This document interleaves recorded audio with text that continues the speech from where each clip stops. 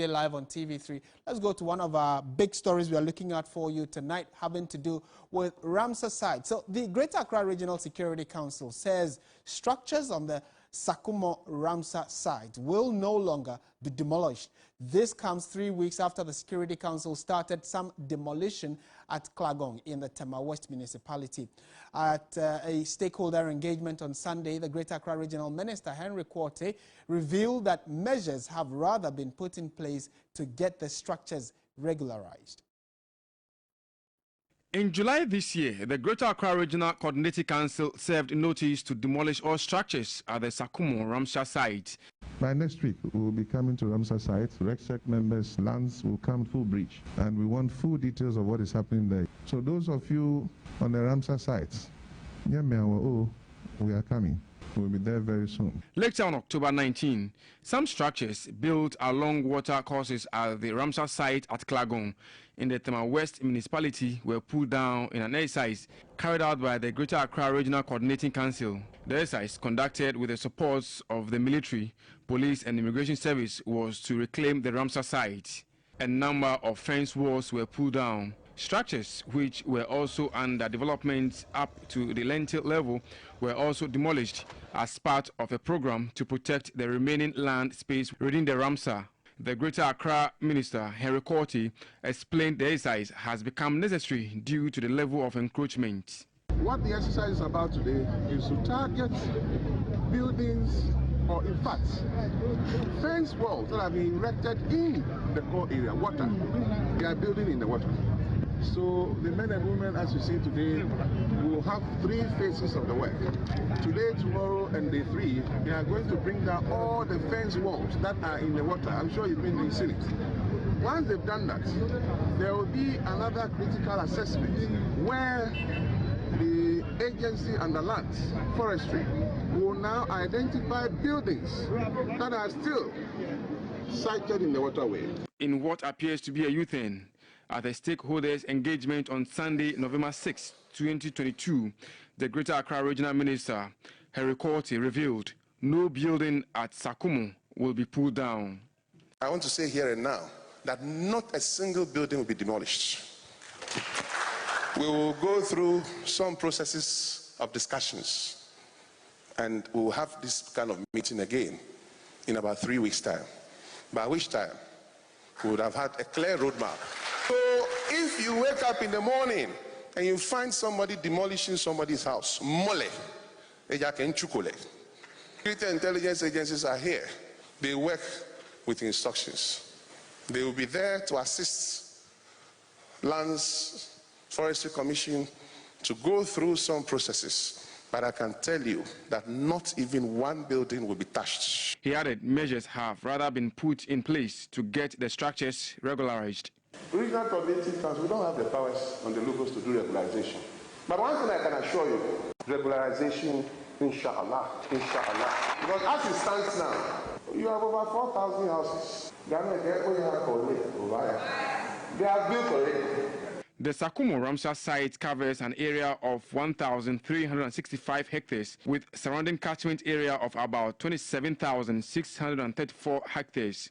It is rated the 3rd most important site for seesaw beds on the Ghanaian coast. It became nationally reserved under the tenets of the International Treaty of Ramsar Convention on Wetlands, which the government of Ghana ratified in June 1988. The Wildlife Division of the Forestry Commission took over after negotiations in 1992. However, encroachment has taken a greater portion of the wetlands. Joseph Armstrong, Gold Alibi TV3, Accra. All right, let's find out why this U-turn and what probably is informing the regional minister's decision to say that they are no more going to be demolishing the structures. Joining me on Zoom now is Awula Serwah, who is the coordinator of Eco-Conscious Citizens. And they are, a unit that pays particular attention to our environment and how we as a people have major roles to play in ensuring that we are able to fix issues regarding our environment. Awula, a very good afternoon to you and thank you for joining us.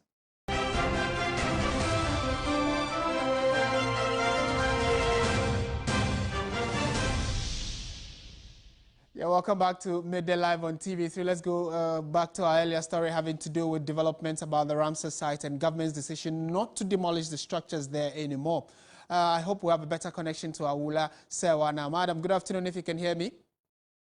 Good afternoon. I can hear you loud and clear. Great, wonderful. So my first question was, do you understand what the minister meant by they are going to regularize the process of the of whether or not they are going to get the people out or demolish the structures? Good afternoon. Thank you for having me. I am perplexed. I am completely surprised, and I really don't know how one can regularize an illegality. If people have built on a Ramsar site, and I think we all know what a Ramsar site is and its importance to mankind, and how it also forms a kind of defense against flooding, apart from the many other benefits. I'm not quite clear as to what there is to regularize. But what I'm clear about is that we are sending a signal that you can break the law with impunity, and if you are well connected, there'll be no consequences. And I mean, to the extent that the people there themselves should by now know that they are built in waterways and it's not even safe for themselves and their property. What do you say about those citizens who have decided to take the law into their own hands and broken the law flagrantly? Well, I mean, that's a problem with this country. The law is being broken all the time. And our enforcement regime is in some cases completely non-existent. You see, building in a Ramsar site, apart from maybe endangering yourself, it poses a threat to the whole ecosystem. It's all interconnected. And in addition to that, there's also the problem of flooding. They are Ghanaians, they are human beings whose homes get flooded each time it rains because people have decided to build where they should not build. And what are you saying? Because there are 4,000 houses, then it's now okay? When did it suddenly become okay? These are questions we need to answer, and I think that it's a very sad day. Nobody is taking pleasure in anybody's structure being demolished. We're in difficult times, and we all know how expensive it is to build. But that's the more reason why before building, we should get a building permit. Right. A building permit would give us the legal framework to build. I can't see that they would have got building permit because it's not lawful to build on a wetland, let alone a Ramsar site. And let me say very clearly that a Ramsar site is globally recognized as a significant site for the ecosystem. And we are signatories to the Ramsar Convention. We are currently going to Egypt for the COP27 meeting. What is the point of going when we sign conventions or treaties which we have no intention of observing? Another one is Green Ghana. We go ahead, Green Ghana, and then we proceed to declassify parts of Achimota Forest, which does not help climate change in any way. So my concern is what really motivates us. Well, I think that's a good question to end on. And maybe my final question, how do you see this playing out? Is that likely to empower more people to, take the law into their own hands, and because of probably connections or the inability of state authority to implement the law, they are likely to go scot-free? How does it end for you? Well, I think that the unwillingness of the relevant authorities to uphold the law is sending a very dangerous mission. Once we are at it, why don't we have a meeting with armed robbers and then regularize what they do and say that, look, if the person is flaunting his wealth, maybe you can go and remove it, but don't harm them. I mean, the wrong thing is the wrong thing.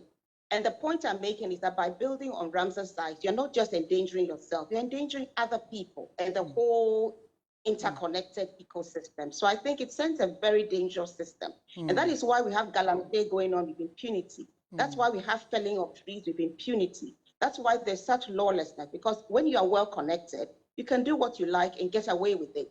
Right. It's the people low down the line who get arrested and sentenced to sometimes inappropriately long sentences. Okay. We're grateful for your time, as always. Pleasure talking to you.